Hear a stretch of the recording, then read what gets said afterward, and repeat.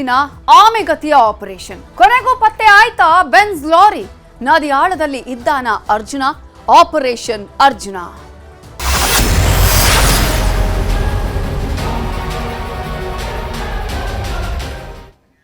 ಶಿರೂರು ಗುಡ್ಡದ ಬಳಿ 11ನೇ ದಿನ ಶೋಧವನ್ನ ನಡೆಸಲಾಗ್ತಾ ಇದೆ. ಸ್ಥಳೀಯ ಮುಳುಗು ತಜ್ಞರನ್ನ ಕರೆಸಿ ಹುಡುಕಾಟವನ್ನ ನಡೆಸಲಾಗ್ತಾ ಇದೆ. ಡ್ರೋನ್ ಮೂಲಕ ಲಾರಿ ಹಾಗೇನೆ ಡ್ರೈವರ್ ಅರ್ಜುನ್ಗಾಗಿ ಶೋಧವನ್ನ ಮಾಡಲಾಗ್ತಾ ಇದೆ. ಈಗಾಗಲೇ ಸ್ಥಳೀಯ ಮುಳುಗು ತಜ್ಞರನ್ನ ಕರೆಸಿ ಹುಡುಕಾಟವನ್ನ ನಡೆಸಲಾಗ್ತಾ ಇದ್ದು 11ನೇ ದಿನ ಈ ಶೋಧ ಕಾರ್ಯಾಚರಣೆ ಮುಂದುವರೆದಿದೆ. ಇನ್ನು ಡ್ರೋನ್ ಡಿಟೆಕ್ಟ್ ಮಾಡಿದ ಜಾಗದಲ್ಲೇ ಶೋಧವನ್ನ ಸ್ಥಳೀಯ ಮುಳುಗು ತಜ್ಞರನ್ನ ಕರೆಸಿ ಅಲ್ಲಿ ಶೋಧ ಮಾಡಲಾಗ್ತಾ ಇರೋದು. ನದಿಯೊಳಗೆ ಮಣ್ಣು ತೆಗೆಯುವ ಕೆಲಸ. ಸೊ ಇವತ್ತಾದ್ರೂ ಡ್ರೈವರ್ ಆಗಿರ್ಬೋದು, ಲಾರಿ ಚಾಲಕ ಅಂದ್ರೆ ಆಗಿರುವಂತಹ ಅರ್ಜುನ ಜೊತೆಗೆ ಲಾರಿ ಪತ್ತೆಯಾಗತ್ತಾ ಅನ್ನುವಂತಹ ಪ್ರಶ್ನೆ ಕೂಡ ಇದೆ. ಈಗಾಗಲೇ ಲಾರಿ ಚಾಲಕನಾಗಿರುವ ಅರ್ಜುನ ಅವರ ಒಂದು ಸಂಬಂಧಿಕರು ಅಥವಾ ಪೋಷಕರು ಅಲ್ಲೇ ಇದ್ದಾರೆ, ಇವತ್ತಾದ್ರೂ ಸಿಗ್ಲಿ ಅನ್ನುವಂತಹ ಒಂದು ಕಾಯುವಿಕೆಯಲ್ಲಿ ಇದ್ದಾರೆ, ಕಣ್ಣೀರನ್ನ ಹಾಕ್ತಾ ಇದ್ದಾರೆ. ಇನ್ನೊಂದು ಕಡೆ ಈ ಒಂದು ಕಾರ್ಯಾಚರಣೆಗೆ ಸಾಕಷ್ಟು ಅಡ್ಡಿ ಆಗ್ತಾ ಇರುವಂತದ್ದು ಗಂಗಾವಳಿಯ ಈ ಒಂದು ನದಿಯಲ್ಲಿ ನೀರಿನ ಹರಿವು ಅತಿ ವೇಗವಾಗಿ ಇರೋದ್ರಿಂದ ಇದು ಕೂಡ ಕಷ್ಟ ಅನ್ನುವಂತಹ ಮಾತುಗಳು ಕೇಳಿ ಬರ್ತಾ ಇದೆ. ಆ ಕಾರಣಕ್ಕಾಗಿ ಸ್ಥಳೀಯ ಮುಳುಗು ತಜ್ಞರನ್ನ ಕರೆಸಿ ಈಗ ಶೋಧವನ್ನ ಮಾಡಲಾಗ್ತಾ ಇದೆ.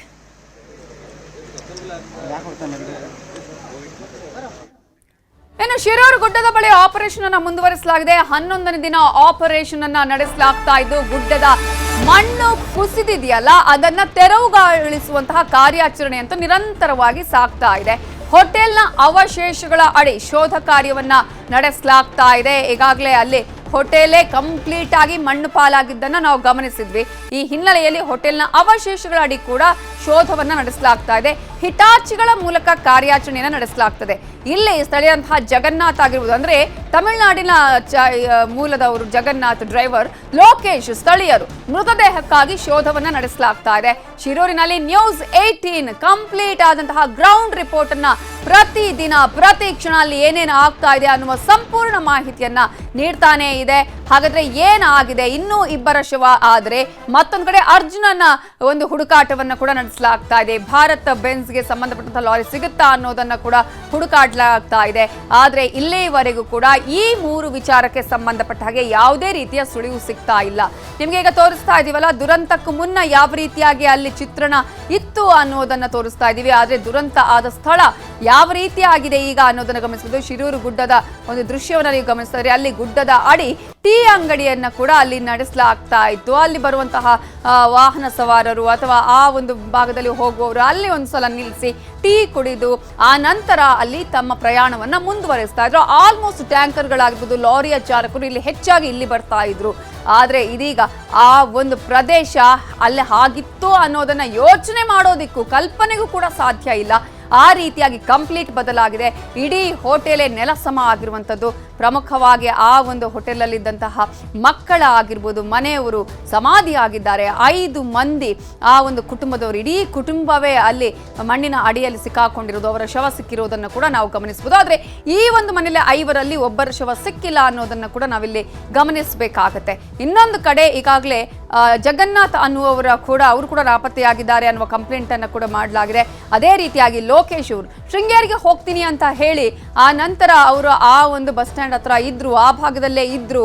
ಅಲ್ಲಿ ಇದ್ದಂತಹ ಒಂದು ಬಸ್ನ ಡ್ರೈವರ್ ನೋಡಿದ್ದಾರೆ ಅಂತ ಹೇಳಿ ಅವರ ಮನೆಯವರು ಕೂಡ ಈಗಾಗಲೇ ಕಂಪ್ಲೇಂಟ್ ಅನ್ನು ಕೊಟ್ಟಿದ್ದಾರೆ. ಅವರನ್ನು ಹುಡುಕಿ ಕೊಡಿ ಅಂತ ಕೇಳ್ತಾ ಇದ್ದಾರೆ. ಇನ್ನೊಂದು ಕಡೆ 11ನೇ ದಿನ ಕಾರ್ಯಾಚರಣೆ ಮುಂದುವರೆದಿದೆ.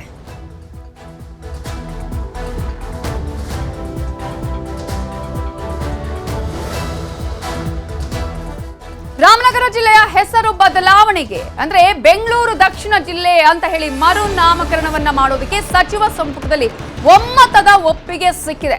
ಇನ್ನು ಮುಂದೆ ರಾಮನಗರ ಜಿಲ್ಲೆ ಅದರ ಹೆಸರು ಬದಲಾವಣೆಯಾಗಿ ಬೆಂಗಳೂರು ದಕ್ಷಿಣ ಜಿಲ್ಲೆ ಅಂತ ಹೇಳಿ ಮರುನಾಮಕರಣ ಆಗುತ್ತೆ. ಇದಕ್ಕೆ ಈಗಾಗಲೇ ಸಚಿವ ಸಂಪುಟದಲ್ಲಿ ಒಮ್ಮತದ ಒಪ್ಪಿಗೆ ಸಿಕ್ಕಿದೆ. ಈಗಾಗಲೇ ಕಂದಾಯ ಇಲಾಖೆಯಿಂದ ಬದಲಾವಣೆ ಪ್ರಕ್ರಿಯೆ ಕೂಡ ಆರಂಭ ಆಗಿದೆ. ಈ ಮೂಲಕ ಈಗ ಎಚ್ ಕೆ ಪಾಟೀಲ್ ಅವರು ಮಾತನಾಡ್ತಾ ಇದ್ದಾರೆ, ನೋಡೋಣ. ಎರಡು ಕೂಡ ಅಪ್ಗ್ರೇಡ್ ಮಾಡಿದ್ರಾಯ್ತು.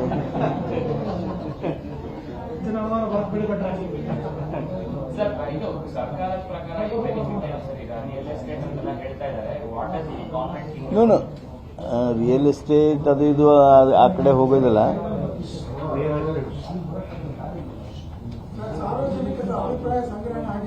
ಅಲ್ಲ ಒಂದು ಸೆಕೆಂಡ್, ತಮ್ಮ ಈಗ ತಮ್ಮದು ಪ್ರಶ್ನೆ ಈ ಬ್ರ್ಯಾಂಡ್ ಬೆಂಗಳೂರು ಆಗೋದ್ರಿಂದ ಮೌಲ್ಯ ಹೆಚ್ಚಿಗೆ ಆಗ್ತದೆ, ಆಸ್ತಿಯ ಮೌಲ್ಯಗಳು whatever may be the assets, ಅದು ಅಸೆಟ್ ಜಾಸ್ತಿ ಆಗುತ್ತೆ ಅಂದರೆ that itself is a benefit for all those who are dwellers there. Naturally that criticism itself or the allegation itself proves that our decision is a right decision and favorable to those people who are in Ramnagar district. What does the government feel, sir? What will be the benefit that the government feels about changing the name? Yeah, no, it will be satisfying people's emotions also. ಜನಪ್ರತಿನಿಧಿಗಳ ಅಭಿಪ್ರಾಯ ಸಂಗ್ರಹ ಆಗಿದೆ. ಏನಂದ್ರಿ?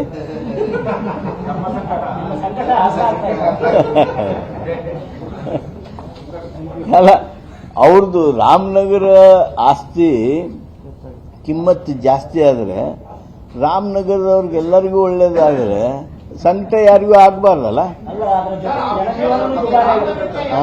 ಜನರ ಜೀವನನೂ ದುಬಾರಿ ಆಗ್ತದೆ. ಬೆಂಗಳೂರಲ್ಲಿ ಇರೋದಕ್ಕೂ ಅಲ್ಲಿ ವ್ಯತ್ಯಾಸ ನೋಡಿ.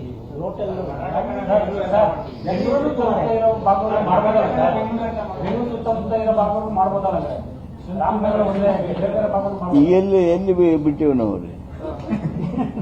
ಯಾವ್ದು ಬೆಂಗಳೂರು ಬ್ರ್ಯಾಂಡ್ ಆಗ್ಬೇಕಾಗಿದ್ದನ್ನ ತೆಗೆದು ಎಲ್ಲರೂ ಹೋಗಿದ್ದೇವೇನ್ರಿ? ಗದಗ ಬ್ರ್ಯಾಂಡ್ ಆಗ್ಬೇಕು. ಗದಗ ಇಲ್ಲಿ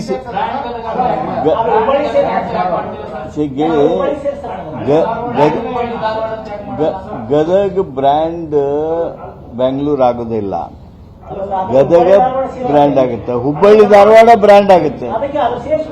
ಇಲ್ಲ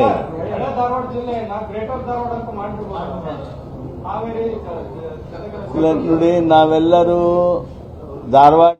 ಕನ್ನಡಿಗರ ನೆಚ್ಚಿನ ನ್ಯೂಸ್ 18 ಕನ್ನಡ ಈಗ ವಾಟ್ಸ್ಆಪ್ನಲ್ಲೂ ಲಭ್ಯ. ಕರ್ನಾಟಕ, ದೇಶ ವಿದೇಶಗಳ 360 ಡಿಗ್ರಿ ಸುದ್ದಿಯ ವಿವರಗಳನ್ನ ನಿಮ್ಮ ಕೈ ಬೆರಳುಗಳಲ್ಲೇ ಪಡಿಲಿಕ್ಕೆ ಈ QR ಕೋಡ್ ಅನ್ನ ಸ್ಕ್ಯಾನ್ ಮಾಡಿ, ನಮ್ಮ ಚಾನಲ್ ಫಾಲೋ ಮಾಡಿ, ನೋಟಿಫಿಕೇಶನ್ ಆನ್ ಮಾಡಿ.